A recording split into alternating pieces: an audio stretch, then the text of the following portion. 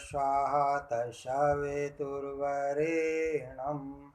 भर्गो देवस्य धीमहि धियो यो न प्रचोदयात्।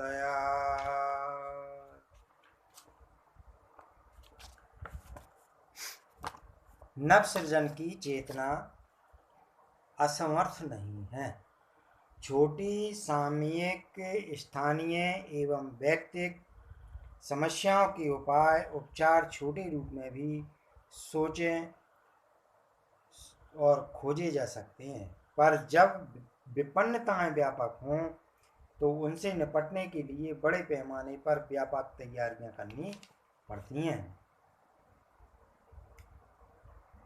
नल का पानी कुछ लोगों की जल की आवश्यकता पूर्ति कर सकता है, किंतु सूखाग्रस्त विशाल भूखंडों का स्थायी समाधान बड़े उपायों से ही बन पड़ता है। भगीरथ ने यही किया था। वे हिमालय में कैद जलराशि को गंगा के रूप में विशाल क्षेत्र में दौड़ने के लिए कटिबद्ध हो गए। फलस्वरूप उसके प्रभाव में आने वाले क्षेत्र समुचित जल व्यवस्था बन जाने से सुगम और समृद्धशाली बन गए। तथा कथित बुद्धिमान और शक्तिशाली ईंधनों की समस्याओं और आवश्यकताओं को तो समझते हैं, पर उपाय खोजते समय ये मान बैठते हैं कि यह संसार मात्र पदार्थों से सजी पसारी की दुकान भर है। इसकी कुछ चीजें इधर की उधर कर देने, अनुपयुक्त को हटा देने और उपयुक्त को स्थान पर जमा देने पर काम चल जाएगा। समूचे प्रयास इन दिनों इसी दृष्टि से बन और चल रहे हैं। वायु प्रदूषण दूर करने के लिए कोई ऐसी नई गैस खोजने का प्रयत्न हो रहा है जो हवा के बढ़ते जा रहे विष को चूस लिया करे। खाद्यान्न की पूर्ति के लिए खाद्यों के ऐसे भीमकाय कारखाने खुल रहे हैं जो एक के 10 पौधे उगा दिया करें, पर मूल कारण ही और ध्यान न जाने से अभाव, असंतोष एवं विग्रह किस प्रकार निरस्त होगा, इसे सोचने की न जाने क्यों किसी को फुर्सत नहीं है। चोट की मरहम पट्टी की जा सकती है, पर समस्त रक्त में फैले हुए रक्त कैंसर को मरहम पट्टी से ठीक कैसे किया जाएगा।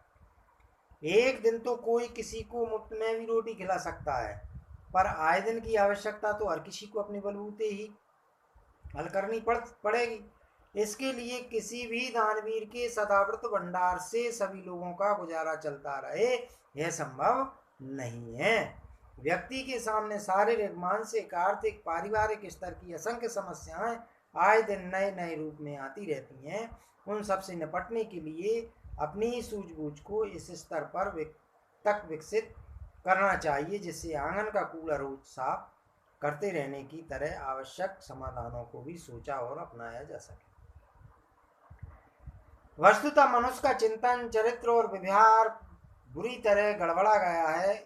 उसकी स्थिति को विक्षिप्तों जैसी हो गई है।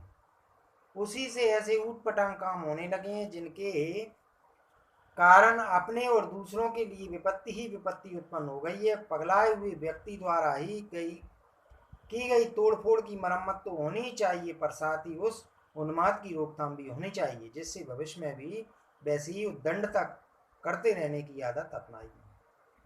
मनुष्य को अड़चनों से निपटने के लिए योजना बनानी और तैयारी करनी चाहिए। निराश होने से तो मात्र शंकाओं का आतंक ही बढ़ेगा। यहाँ यह तथ्य भी स्मरण रखने योग्य है कि सामान्य जन अपनी निजी समस्याओं को ही किसी प्रकार संभालते सुधारते रहते हैं, पर व्यापक विपत्ति से मिलजुल कर ही निपटना पड़ता है। बाढ़ आने, महामारी फैलने जैसे अवसरों पर सामूहिक योजना ही काम देती हैं।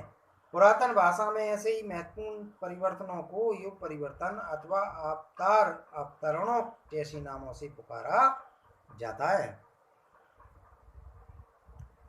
ऐसे तूफानी परिवर्तनों को महाक्रांति भी कहते हैं। क्रांतियों प्रतिकूलताओं से निपटने के लिए संघर्ष रूप में उभरती है, पर महाक्रांतियों को दूरगामी योजनाएं बनानी पड़ती हैं।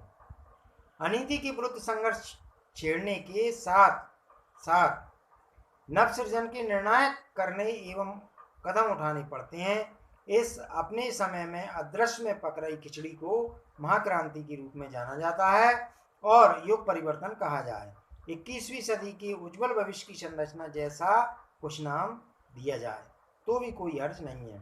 अत्यधिक विशालकाय सुविस्तृत क्षेत्र को प्रभावित करने वाले 600 करोड़ मनुष्य के चिंतन को अवांछनीयता से विरत करके वांछनीयता के साथ जोड़ देने वाले कार्य को कोई एक व्यक्ति न कर सकेगा।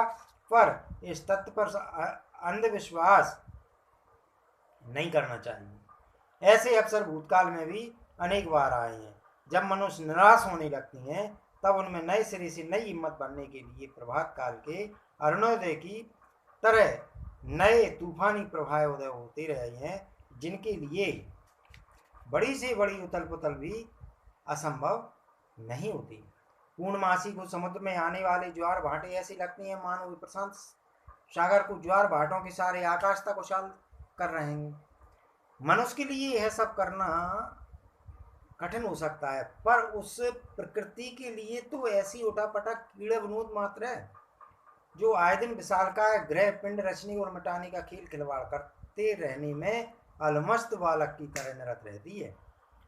सृष्टा की सत्ता और क्षमता पर जिन्हें विश्वास है उन्हें इसी प्रकार सोचना चाहिए कि गंदगी कितनी कुरुचिपूर्ण क्यों न हो, वह तूफानी अंधड़ के दबाव और मूसलाधार वर्षा के प्रभाव के सामने टिक नहीं सकेगी। बिगाड़ रचने में मनुष्य ने अपनी क्षुद्रता का परिचय कितना ही क्यों न दिया हो, पर इस सुंदर भूलोक के नंदन मन का संस्थापक उसे इस प्रकार वीरान न होने देगा जैसा कि कुचक्री उसको विस्मार कर देने के षड्यंत्र रच रहे हैं। अनाचारियों की करतूतें निश्चय ही रोमांचकारी होती हैं, पर विश्वास को संरक्षण देने वाली ऐसी देव सत्ताएं भी सर्वथा निष्क्रिय नहीं, जिनको सृष्टि का संतुलन बनाए रखने का काम सौंपा गया है। मृत्यु की विभीष का आए दिन भयंकर मार काट मचाती है और असंख्यों को हर क्षण निष्प्राण करती रहती है। इतने पर भी उसकी चुनौती को सृजन का देवता सदा से स्वीकार करता रहा है। मरने वालों की तुलना में जन्म लेने वाले सदा अधिक रहे हैं। यदि ऐसा न होता तो प्राणियों की वृद्धि रुक गई होती और धीरे धीरे समस्त जीवधारी मर खप कर कब के समाप्त हो गए होते, जबकि वे निरंतर अपनी वंश वृद्धि ही करते चले आ रहे हैं। यह तथ्य बताते हैं कि निराश और चिंतित करने वाला वातावरण कितना ही निराशाजनक क्यों न हो, विचारशीलों में से एक को भी हिम्मत नहीं हारनी चाहिए। किसी को यह नहीं सोचना चाहिए कि मनुष्य मात्र भ्रष्ट चिंतन और भ्रष्ट आचरण पर ही उतारू रहता है। मनुष्यता समय समय पर ऐसी आश्चर्यजनक करवटें लेती है कि जिसके अनुसार देव मानवों का नया बसंत, नई कोपलें, नई कलियां और नए फल फूलों की संपदा लेकर सभी दिशाओं में अट्ठास करता दिख पड़ता है। महामानवों, देव पुरुषों, मनीषियों, सुधारकों, सृजताओं का ऐसा उत्पादन होता है मानो वर्षा ऋतु ने अगुणित वनस्पतियों और जीव जंतुओं की नई फसल उगाने की सौगंध खाई हो। अगले ही दिनों नए सृजताओं की एक नई पीढ़ी हमें से विकसित होगी, जिसके सामने अब तक के सभी संतों, सुधारकों और शहीदों के स्वार्थ छोटे पड़ जाएंगे।